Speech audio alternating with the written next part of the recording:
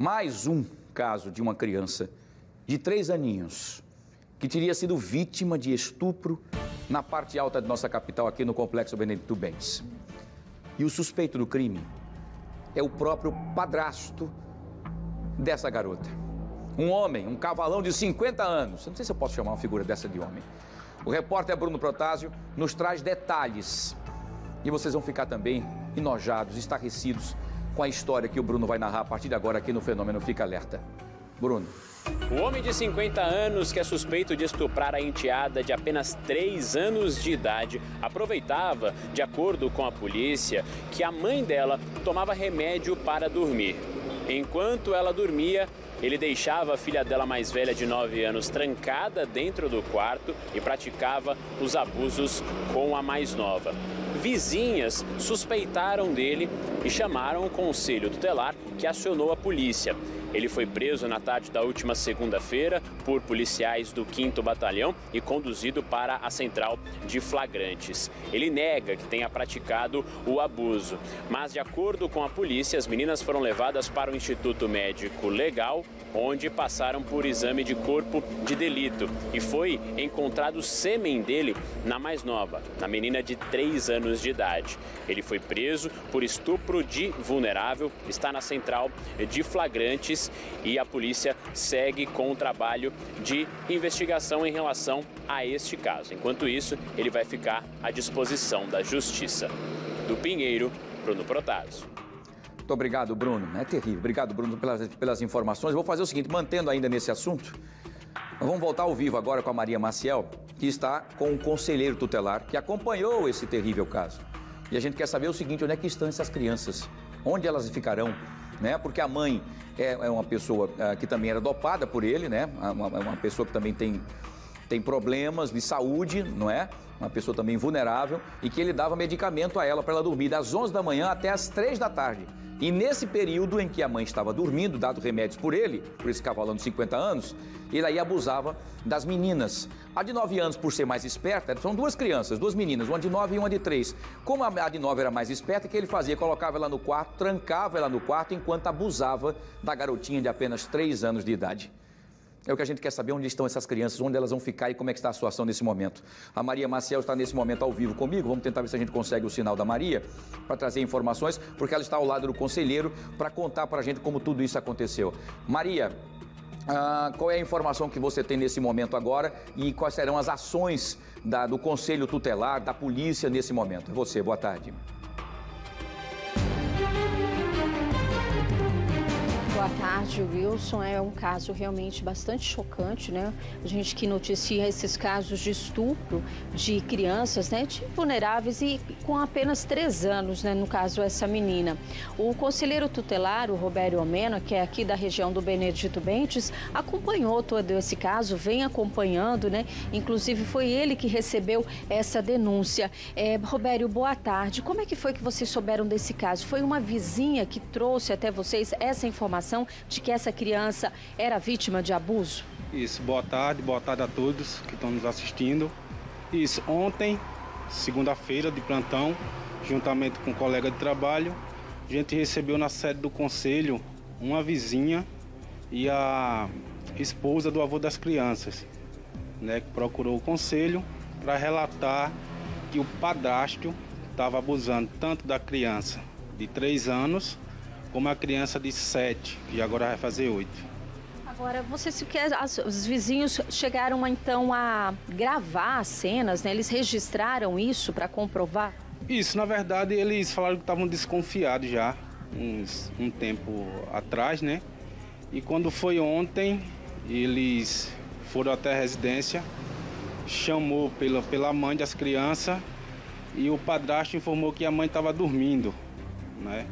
Em seguida, a avó, quer dizer, a esposa do avô, né, das crianças, falou que queria entrar na residência.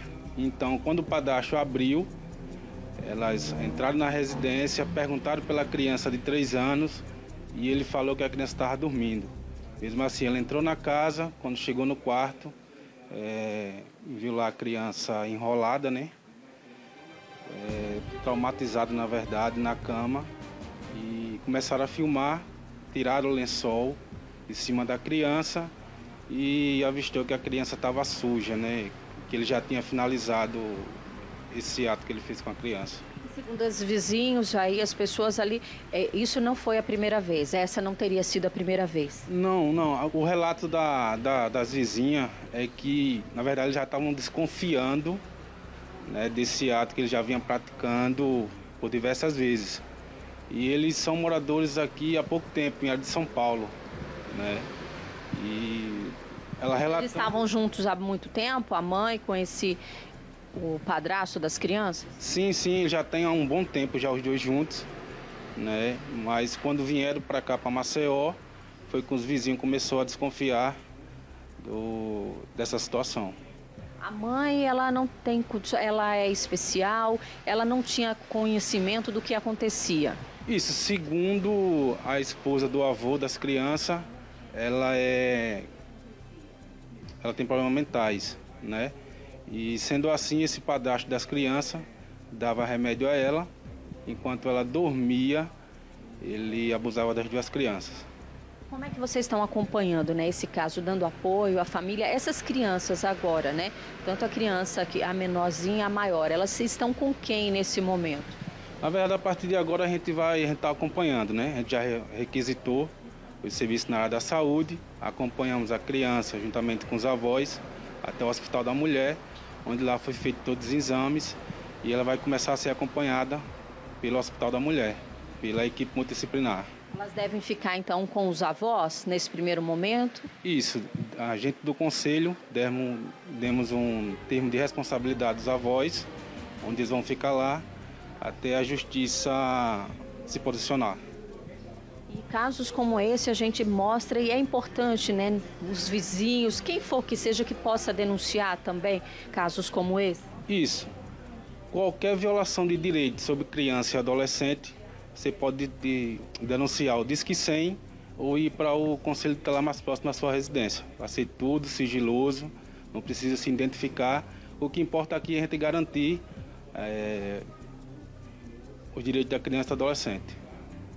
Ok, obrigada. Aqui do lado também está o Carlos Manoel, que faz parte também aqui do Conselho Tutelar, eles que acompanham aqui a situação dessas crianças e adolescentes. Realmente é um caso terrível, a gente tem que estar falando sobre isso, né? Um padrasto fazer isso exatamente como você falou, Wilson. Se aproveitava da criança menorzinha, porque ela não ia contar para ninguém, não ia ter coragem. A outra já era maiorzinha, já entende mais as coisas. Enfim, ele fazia o que fazia aí, achando que ninguém ia descobrir.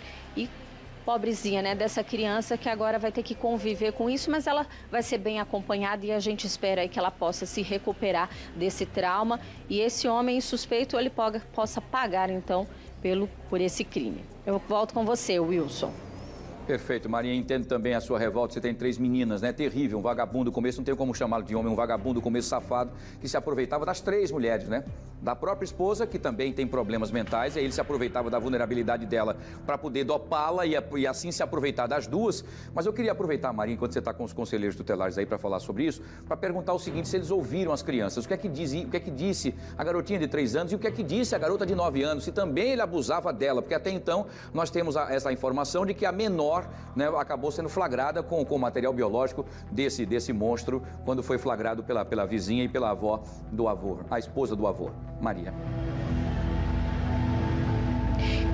Robério, vocês chegaram a ouvir as crianças, né, o relato delas, ou não, só mesmo dos vizinhos, dos avós? Como é que foi? Isso, a gente só escutou a esposa do avô, né, e o vizinho, e a vizinha no caso. E em seguida a gente encaminhou as crianças para o Hospital da Mulher para falar com a psicóloga. Porque nesses casos é preciso, né, ter esse traquejo, né, esse jeito para conversar com a criança, para que ela possa se abrir, né, falar o que aconteceu, falar sobre o assunto que é algo tão traumatizante. Isso. Por isso que a gente encaminhou diretamente, né, para a equipe multidisciplinar do Hospital da Mulher. Aqui quero até parabenizar a equipe que nos atendeu, bem atenciosa. E lá a psicóloga falou tanto com os avós como com a criança. A mãe, ela vai ser ouvida também? Ela acompanhou as crianças ou não?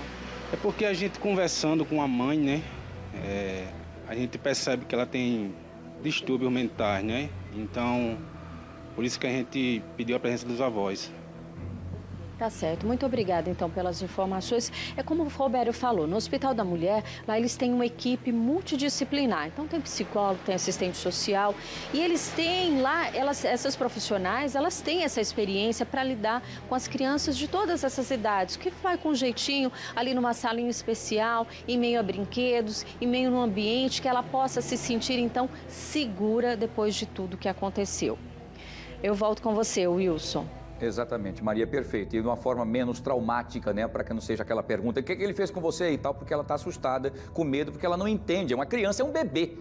3 anos de idade, um bebê. E a outra tem 7, 8 anos, vai completar 8 anos agora. A minha preocupação é que se ele também não abusou dessa menina de 7 anos, né? De que forma isso não aconteceu? Vamos continuar acompanhando, vamos tentar ver se a gente consegue conversar também com a psicóloga, para a gente entender a dinâmica de tudo isso. Eu quero acompanhar até o final, para que esse monstro, cada vez mais, seja robustecido esse inquérito, ele seja preso e passe 200 anos atrás das grades. Uma pessoa doente como essa não pode estar em convivência nem com essa família, muito menos na sociedade. Essa é a minha opinião e eu tenho certeza que é a opinião de todos os nossos telespectadores, de homens e pais de bem e mulheres de bem. Obrigado, Maria. Você volta daqui a pouquinho. Agradeço aos conselheiros tutelares que também participaram, trazendo as informações.